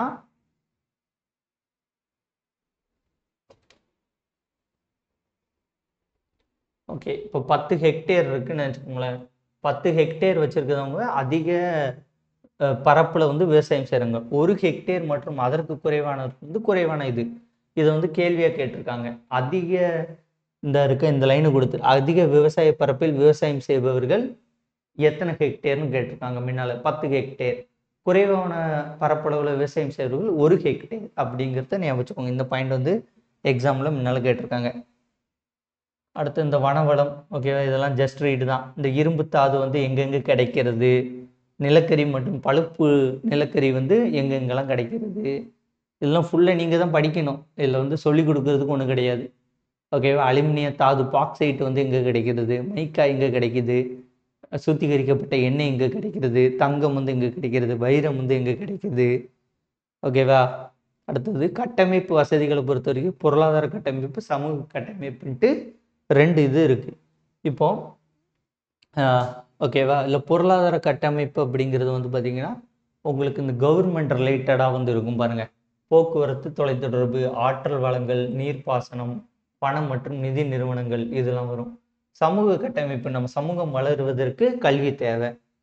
பயிற்சி மற்றும் ஆராய்ச்சி R&D அந்த இது தேவை. சுகாதாரம், வீட்டு வசதி மற்றும் பொது வசதிகள் இதெல்லாம் பார்த்து வச்சுக்கோங்க. சமூக கட்டமைப்பில் தொடர்பு இல்லாதது எது, பொருளாதார கட்டமைப்பில் வந்து தொடர்பு இல்லாதது எதுன்னு எடுத்து இப்படி மாற்றி கேட்கலாம். அதனால இதெல்லாம் கேட்க வாய்ப்பு இருக்குது, இதை பார்த்துக்கோங்க. இல்லை நிறைய மனப்பாடம் பண்ணுற டேட்டாவாக தான் இருக்கும். இந்த போக்குவரத்துலாம் கொடுத்துருப்பாங்க, எல்லாம் அவ்வளோ முக்கியம் கிடையாது. மொத்தத்தில் 30 லட்சம் கிலோமீட்டருக்கு வந்து சாலைகளை வந்து கொண்டு இருக்குது. உலகின் மிகப்பெரிய சாலை போக்குவரத்து கொண்ட நாடாக வந்து இந்தியா இருக்குது. உலகில் வந்து பார்த்தீங்கன்னா 4வது பெரிய போக்குவரத்து அமைப்பாக வந்து விளங்குகிறது. இது ஃபுல்லாக டேட்டா தான். 90% கடல் வழி வாணிபம் இருக்கிறது, இது தேவையில்லை. ஓகே, இந்த உள்நாட்டு விமான சேவையை வந்து இந்தியன் ஏர்லைன்ஸ் வழங்குகிறது. பன்னாட்டு விமான போக்குவரத்து வந்து ஏர் இண்டியன் வழங்குகிறது. ஆனால் இந்த ரெண்டையும் வந்து இணைச்சிருப்பாங்க. 27/8/2007 வந்து இந்தியன் ஏர்லைன்ஸ் மற்றும் ஏர் இந்தியா வந்து இணைச்சிருப்பாங்க. முதல் ஒய்ஃபை, ஓகேவே, இந்திய ரயில்வேயில் வந்து முதல் ஒய்ஃபை வந்து பெங்களூரில் வந்து தொடங்கினாங்க. இப்போ இன்னும் ஒய்ஃபை வந்து ட்ரெயினில் இருக்கா? இருந்தால் கமெண்ட் பண்ணுங்க. ஓகே, 1950 வந்து பார்த்தீங்கன்னா தேசிய துறைமுக வாரியம் வந்து உருவாக்கப்பட்டது. இதெல்லாம் பார்த்தீங்கன்னா ஃபுல்லாக நீங்கள் படிக்கிறது மாதிரி தான் இருக்கும். புதுப்பிக்க இயலாத மின் ஆற்றல் மூலங்கள், புதுப்பிக்கக்கூடிய மின் ஆற்றல் மூலங்கள்னு கொடுத்துருக்காங்களா. இப்போ என்னது, நிலக்கரி காலியாகிரும், பெட்ரோல் காலியாகிரும், இயற்கை வாயு காலியாகிரும். அதனால இது என்னது, புதுப்பிக்க இயலாத மின் ஆற்றல் மூலங்கள். அடுத்தது புதுப்பிக்கக்கூடிய மின்சக்தி மூலங்கள்னா யூஸ் பண்ணிக்கிட்டே இருக்கலாம். அது வந்து பார்த்தீங்கன்னா என்னெல்லாம் கொடுத்துருக்காங்க, சூரிய சக்தி, சூரிய சக்தி காலியாவது, காற்று சக்தி காலியாவது, அலைகள் சக்தி, புவி வெப்ப சக்தி, உயிரி எரிவாயு சக்தி, இதெல்லாம் வந்து இயற்கையாக நேச்சுரலாக வரக்கூடியது காலியாகாது அப்படின்ட்டு கொடுத்துருக்காங்க. அடுத்து இந்த சமூக கட்டமைப்பு இருக்கா, சமூக கட்டமைப்பில் தான் இந்த கல்வி வந்துடும். ஓகே, கல்வி வந்து நான் சொன்னது அந்த மனிதவள மேம்பாட்டுத்துறை அமைச்சகம் நம்ம நாட்டுடைய கல்விக் கொள்கையும் திட்டங்களையும் வந்து வகுக்கிறது. 1976 வரைக்கும் பார்த்தீங்கன்னா மாநில அரசு பொறுப்பில் தான் வந்து கல்வி இருந்துச்சு. இப்போ வந்து மத்திய மாநில அரசோடைய இதில் இருக்குது. கல்விக்கான வரவு செலவுகளை வந்து மனிதவள மேம்பாட்டுத்துறை அமைச்சகம் வந்து கொடுக்கிறது. இதெல்லாம் கேள்வி கேட்பான். கல்விக்கான வரவு செலவு இந்தியாவில் யார் மேற்கொள்கிறாள்? மனிதவள மேம்பாட்டுத்துறை. எந்த அமைச்சகம்? மனிதவள மேம்பாட்டுத்துறை அமைச்சகம். 6 கல்வி முறைகள் வந்திருக்கா இந்திய கல்வி முறை. 6 இது இருக்கு. குழந்தை கல்வி, தொடக்க கல்வி, இடைநிலை கல்வி, மேல்நிலை கல்வி, இளங்கலை பட்டம், முதுகலை பட்டம். இளங்கலை கல்வின்னு சொல்லியிருப்பேன், இளங்கலை பட்டம், முதுகலை பட்டம், யூஜி, பிஜி. அடுத்து இந்திய கல்வி நிறுவனங்கள் வந்து பார்த்தீங்கன்னா 10+2+ இந்த இதை கொண்டு வருது. யூஜிசி இருக்கா, அதாவது பல்கலைக்கழக மாநில குழு. இதுதான் வந்து பார்த்தீங்கன்னா பல்கலைக்கழகங்களுக்கான சட்டத்தெல்லாம் வந்து வகிப்பாங்க. வரவு செலவு திட்டத்தில் வந்து 3% வந்து எஜுகேஷனுக்காக ஒதுக்குறாங்க. அடுத்த மாநில அரசு பொறுப்பில் வந்து உடல்நலம் வந்து இருக்கிறது. ஆயுர்வேதம், சித்தா, யுனானி, மூலிகை, ஹோமியோபதி, ஆங்கிலேய மருத்துவம், யோகா, இதெல்லாம் வந்து ஆயுஷ் அமைச்சகத்துக்கு கீழே வந்து வருகிறது. கேரளாவில் வந்து இந்த உடல் நலத்தை பேணுவது வந்து பார்த்திங்கன்னா இப்போ வந்து ரொம்ப இம்பார்ட்டன்ஸாக வந்து இருக்கிறது. அடுத்து திருவள்ளுவர் வந்துடுவார். திருவள்ளுவர் வந்து பார்த்திங்கன்னா பொருள்பால் வந்து செல்வத்தோடு தொடர்பு, மழைதான் வந்து எல்லாம் பாரு, மழை வந்து அழிவையும் தரும், ஆனால் அழிவிலிருந்து திரும்ப மீண்டெழுவதற்கும் வந்து மழை வந்து முக்கியம். அடுத்தது உற்பத்தி காரணிகள் வந்து என்னன்னா நிலம், உழைப்பு, முதல், அமைப்பு, காலம், தொழில்நுட்பம். இது எல்லாம் உற்பத்தி. இப்போ ஏதாட்டும் ஒரு உற்பத்தி பண்ணுறோம்னா அதற்கான நிலம், உழைப்பு, முதல் இன்வெஸ்ட்மெண்ட்டு, அமைப்பு, காலம், தொழில்நுட்பம் இதெல்லாம் தேவைன்றிருப்பார். வேளாண்மை தான் வந்து முதல் இது. அதுக்கு வந்து உழுதுண்டு வாழ்வாரி வாழ்வார், மற்றவர் எல்லாம் தொழுதுண்டு பின் செல்வார். அதாவது உழவு தொழில் மட்டும்தான் சிறந்த தொழில் அப்படின்ட்டு சொல்லியிருப்பார். அடுத்தது இந்த பொது நிதியை பிரிக்கிறது. பொது செலவு நான் சொன்னோம்ல, 1000 ரூபாய் அந்த கணக்கு சொன்னேன்னா, ஒரு நாடு அதன் செலவுகளை கட்டுக்குள் வைத்திருக்கும் பட்சத்தில் அதன் வருமானம் குறைவாக இருந்தாலும் பாதிப்பில்லை. நான் சொன்னதான். வெளிநாட்டு உதவி வந்து வாங்கக்கூடாது. வறுமை மற்றும் பிச்சை எடுத்தல் போன்ற இதிலிருந்து விடுதலை வந்து இந்தியா வந்து பெறணும். அது இந்தியான்னு இல்லை, பெறக்கூடியதான் வந்து நல்லது அப்படின்னு திருவள்ளுவர் சொல்லியிருப்பார். தொழில் தான் உண்மையான செல்வம், உழைப்பு தான் வந்து மிகப்பெரிய வளம் அப்படின்னு இருப்பாரு. இப்போ ஒரு அரசு அப்படிங்கிறது வந்து பார்த்தீங்கன்னா, நலம் பேணும் அரசா இருக்குன்னா நோய் நொடியற்ற ஆரோக்கியமான மக்கள் வந்து இருக்க வேண்டும். அப்போ ஹெல்த்துக்கு வந்து ஒரு கவர்மெண்ட் வந்து நிறைய இன்வெஸ்ட்மெண்ட் பண்ணணும். பெருஞ்செல்வம், ஓகேவா? பெருஞ்செல்வம், நல்ல விளைச்சல், விவசாயம் வந்து அங்கே நல்லா நடக்கணும். வளம் மற்றும் மகிழ்ச்சி, அந்த நாட்டு மக்களுக்கு வளம், அதிக வளம் இருக்கணும், மகிழ்ச்சி வந்து கிடைக்கணும். மக்களுக்கு முழு பாதுகாப்பு, மக்கள் வந்து எங்கனாலும் எப்போனாலும் போகலாம் அப்படின்ட்டு முழு பாதுகாப்பு கிடைக்கணுன்ட்டு 2000 3000 வருஷம் முன்னாடியே திருவள்ளுவர் சொல்லிட்டு போயிட்டாரு. அடுத்து மகாத்மா காந்தி. மகாத்மா காந்தி பொருளாதாரம் வந்து பார்த்தீங்கன்னா நன்னெறியை வந்து அடிப்படையாக கொண்டது. அடுத்து இந்த ஸ்டேட்மெண்ட்டை பார்த்துக்கோங்க. ஒரு தேசியத்தின் அல்லது ஒரு தனியாரின் தார்மீக ஒழுக்க நெறிகளை காயப்படுத்தினால் அந்த பொருளாதார நடவடிக்கையும் இழுக்கானது, மேலும் அது பாவமானது என எழுதுகிறார். தர்மீக மதிப்புகளை புறந்தள்ளும் பொருளாதாரம் உண்மையற்றது. ஓகேவா? யாராக இருந்தாலும் நேர்மையாக செயல்படுங்கிறது மாதிரி சொல்லக்கூடியதான் இது. ஸோ இது கொடுத்துட்டு இது யார் சொன்னதுன்னு கேட்பாங்களே தவிர மற்றபடி இதில் நிறைய டேட்டா கிடையாது. அடுத்த காந்தி வந்து பார்த்தீங்கன்னா கிராம குடியரசு, அதாவது கிராமங்களில் தான் வந்து இந்தியா வாழ்கிறது, கிராமத்தை வந்து முன்னேற்றணும் அப்படின்னு இருப்பாரு. அடுத்த எந்திரங்கள் வந்து பாவம், எந்திரங்கள்னால என்னெல்லாம் நடக்குது மக்களுக்கு அப்படிம்பாரு. தொழில் மயமாகிறது, உற்பத்தி பரவலாக்கம் இல்லைங்க, அவ்வளோ முக்கியம் கிடையாது. கிராம சர்வதேங்கிறது எனது உண்மையான இந்தியா வாழ்வது நகரங்களிலோ புறநகரங்களிலோ இல்லை, கிராமங்களில் தான் அப்படின்ட்டு சொல்லியிருப்பாரு. சுயசார்பு பெற்றவைகளாகவும் இருக்க வேண்டும். கிராமங்கள் வந்து தன்னிறைவு பெற்றவைகளாகவும் சுயசார்பு பெற்றவைகளாகவும் இருக்க வேண்டும். இதெல்லாம் கொடுத்துட்டு இது யார் சொன்னதுன்ட்டு கேட்பாங்க. அடுத்து உடல் உழைப்பு, அறக்கட்டளை கோட்பாடு முக்கியம் கிடையாது, ஃபுல்லாகவே ரீட் பண்ணுற மாதிரி தான் இருக்கும். உணவு பிரச்சனை, மக்கள் தொகையை வந்து கட்டுப்பாடாக இருப்பதற்கு பிரம்மசாரியத்தை வலியுறுத்தினார். சுய கட்டுப்பாடை வந்து மக்கள் தொகையை கட்டுப்படுத்து. அதில் முக்கியமான வந்து என்ன சொல்ற பாருங்க, அப்பவே வந்து மது விலக்கு பற்றி சொல்லியிருப்பாரு. மது நமக்கு எந்த விதத்திலும் துணை செய்வதில்லை, மாறாக நோயை வந்து தருகிறது. இந்தியா வந்து குடிகாரர்களின் நாடாக இருப்பதை விட ஏழைகளின் நாடாக இருப்பதே மேல், அப்பவே சொல்லியிருக்காரு. ஓகேவா? இந்தியா வந்து குடிகாரர்களோட நாடா இருப்பதை விட ஏழையான நாடா இருப்பது வந்து மேலு. மது வந்து நமக்கு எந்த ஒரு யூஸும் கிடையாது, அது சுத்த வேஸ்ட் அப்படின்ட்டு அப்பவே வந்து சொல்லியிருக்காரு. ஸோ மது விலக்கு, மதுவுக்கு எதிராக வந்து அப்பவே சொல்லியிருக்காரு. ஜவஹர்லால் நேரு வந்து பார்த்தீங்கன்னா நவீன இந்தியாவை கட்டமைத்திருப்பாங்கல்ல, அதில் வந்து முதன்மையானவர். நவீன இந்தியாவை கட்டமைப்பு முதன்மையான சிற்பிகள் வந்து ஒருவர் யாரு? ஜவஹர்லால் நேரு. அவர் 1964 இறக்குற வரைக்கும் பிரதமராக இருந்தார். அவர் வந்து ஜனநாயகத்தை நம்புவர், ஓகேவா? மதச்சார்பின்மையை வந்து வலியுறுத்தியவர். அடுத்தது 2வது 5ஆண்டு திட்டத்தில் வந்து பார்த்தீங்கன்னா திட்டமிடுதலின் சாரம் அப்படிங்கிறத பற்றி டீட்டெயிலில் சொல்லியிருப்பார். திட்டமிடுதலின் சாரம் அப்படிங்கிறதுனா வந்து என்னன்னு பார்த்தீங்கன்னா மனித வளம், ஓகேவா? மனித வளம் மற்றும் பணம் இவற்றை வந்து எப்படி சிறப்பாக வந்து செயல்படுத்தலாம், சிறந்த வழிகளில் வந்து பயன்படுத்தலாம் அப்படிங்கிறது சொல்லியிருப்பாரு. நேருவோட காலத்தில் தான் வந்து பார்த்தீங்கன்னா உங்களுக்கு அறிவியல் ஆராய்ச்சி, தொழில்நுட்பம், தொழில் வளர்ச்சி, இந்த ஐஐடிலாம் வந்து உருவாகி இருக்கும். அடுத்த நேரு வந்து பார்த்தீங்கன்னா சமதர்மம் அப்படிங்கிறது இருக்க வேண்டும். நேருவோடைய சமதர்மம் என்னன்னா ஜனநாயக சமதர்மம் தான் இந்த என்னது நேருவோடைய சமதர்மம். இதை நீங்கள் படிச்சீங்கனாலே புரியும், இதை நான் உட்காந்து ஃபுல்லாக சொல்ல வேண்டிய அவசியம் இல்லை. அடுத்து அம்பேத்கர் வந்து பார்த்தீங்கன்னா சமதர்ம காவலர், பழங்கால இந்திய வர்த்தகம், இதெல்லாம் நூல்கள், இந்தியாவின் தேசிய பங்கீடு 40 சொன்னோம்ல, அதே பாயிண்ட்டை தான் வந்து இங்கே சொல்லியிருப்பாங்க. அடுத்த நிதி பொருளாதாரம், வேளாண்மை பொருளாதாரம், நிதி பொருளாதாரம், சமதர்ம பொருளாதாரம், இதெல்லாம் பற்றி சொல்லியிருப்பாங்க. ஜேசி குமரப்பாவும் வந்து நான் சொன்ன பாயிண்ட்ஸ் தான் சொல்லியிருப்பாங்க. அது போக இங்கே ஒரு பாயிண்ட் இருக்குது, இதை பார்த்துக்கோங்க. கிராம பொருளாதார முன்னேற்ற கொள்கையின் முன்னோடியாக அறியப்படுபவர் யாருன்னு கேட்பாங்க. கேட்டால் என்ன சொல்லணும்? ஜேசி குமரப்பா. இவர் காந்தியத்தை பின்பற்றதுனால காந்திய பொருளாதாரத்தை வந்து கொண்டு வந்திருப்பாரு. ஓகே, குமரப்பா வந்து யங் இந்தியா அப்படிங்கிறது பத்திரிகையில் வந்து பணியாற்றிட்டு இருக்கும்போது குஜராத் வித்யாபீடத்தில் வந்து பொருளாதார பேராசிரியர்கள் வந்து ஒர்க் பண்ணியிருக்காரு.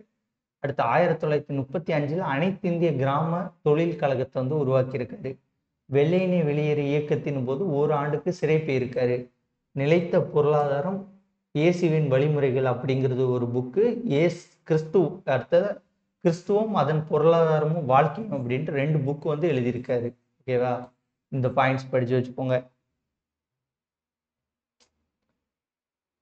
அடுத்த ராமச்சந்திர குகா வந்து ஜேசி குமரப்பாவை என்ன சொல்லியிருக்காரு, பச்சை காந்தின்ட்டு சொல்லியிருக்காரு. இந்த VKRV ராவ் இப்படின்ட்டு இருக்காரு, இவருடைய கூற்று வந்து ஒன்று கொடுத்துருப்பாங்க, இதை வந்து பார்த்துக்கோங்க ஜஸ்ட். ஓகே, அடுத்தது இது ஃபுல்லாக இவரோட கூற்றுகள் தான் கொடுத்துருப்பாங்க பார்த்துக்கோங்க. இவர் வந்து பார்த்தீங்கன்னா 3 முக்கியமான பாயிண்ட்ஸ் வந்து சொல்கிறாரு. என்னன்னா, ராவ் வந்து ஒரு தேர்ந்த எழுத்தாளர். அவர் 3 முக்கிய கருத்துக்களை வந்து சொல்றாரு. தேசிய வருமானம், உணவு, ஊட்டச்சத்து, பண்டங்களின் பகிர்வு, வேலைவாய்ப்பு மற்றும் தொழில் பகிர்வுன்ட்டு 3 விஷயத்தை பற்றி சொல்றாரு. இந்த ராவ் இருக்கார்ல, இவர் வந்து பார்த்தீங்கன்னா JM கின்ஸோடைய மாணவர். ராவ் வந்து JM கின்ஸோடைய மாணவர். ஓகேவா? அது மட்டுமல்லாது போலின் கார்க் அப்படிங்கிறவருடைய பணி செய்து இருக்கிறார். ஆமாம், அதை தான் சொல்லியிருப்பாங்க. அடுத்து வந்து பார்த்தீங்கன்னா,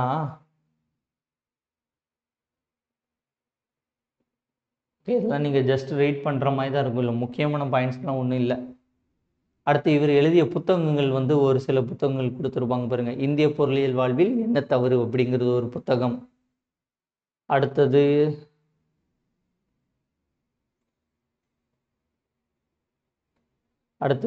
இவர் ராவ் வந்து பார்த்தீங்கன்னா டெல்லி பொருளாதார பள்ளி உருவாக்கியிருக்காரு. பொருளாதார வளர்ச்சி கழகம், சமூக பொருளாதார மாற்றத்திற்கான கழகம்லாம் வந்து உருவாக்கியிருக்காரு. அமர்த்தியா சென், இவர் வந்து நோபல் பரிசு வென்றவர். இவர் வந்து வறுமை மற்றும் பஞ்சத்தை பற்றி ஒரு சில கருத்துக்களை வந்து சொல்லியிருப்பார்.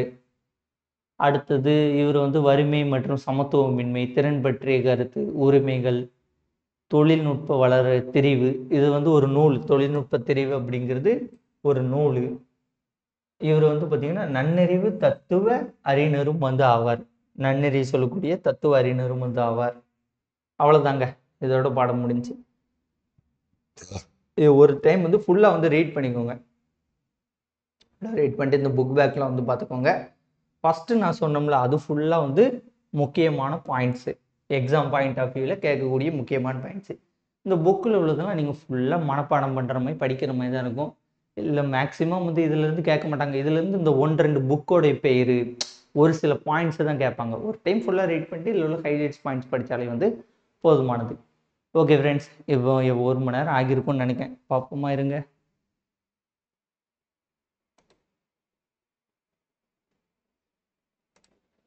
ஓகே, ஒரு 53 நிமிஷம் ஆகிட்டு. ஸோ அதில் ஃபஸ்ட் ஆஃப் ஒரு 30 மினிட்ஸ் வந்திருக்கும்னு நினைக்கிறேன். அதுதான் முக்கியமானது. அதை வச்சு இதை படிச்சுக்கோங்க. இந்த வீடியோ உங்களுக்கு பிடிச்சிருந்தா உங்கள் ஃப்ரெண்ட்ஸ்க்கு ஷேர் பண்ணுங்கள். மறக்காம நம்ம சேனலை சப்ஸ்கிரைப் பண்ணி கூட பெல் ஐக்கனை கிளிக் பண்ணிக்கோங்க. நன்றி, வணக்கம். வேறு ஒரு வீடியோன்னு சந்திப்போம். பாய்.